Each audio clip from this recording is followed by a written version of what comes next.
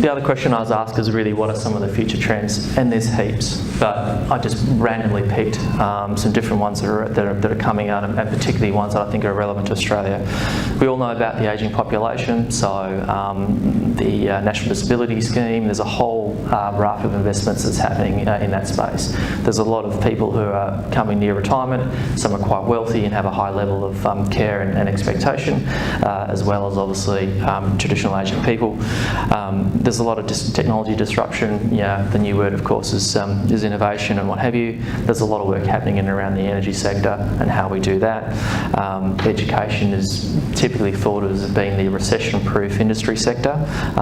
You know, parents will do anything to make sure that their kids have a meaningful and good start to life, and underpinning all of that of course is a good education. There's a bit of a term that gets buzzed around, the old fast, flat and free. So what that means is basically talking about the speed of change at the moment is extremely quick. The fact that the world has very few boundaries now, so you know, geography, particularly technology, becomes less and less important. And I guess the new model of freemium. So you look at most subscription models, papers, there's a number of industries that have been disrupted and are finding it really, really hard to look at an appropriate revenue model and coming up new models in it to do that.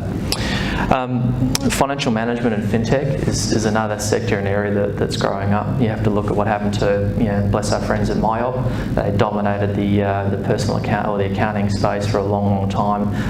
People like Xero, Sansu and others have absolutely shaken that tree up a lot. And there's others coming up like NetSuite and what have you. Also, obviously the fintech, so payments, etc., for tradies, etc. There's a big disruption in that space. Finally, agri-tech.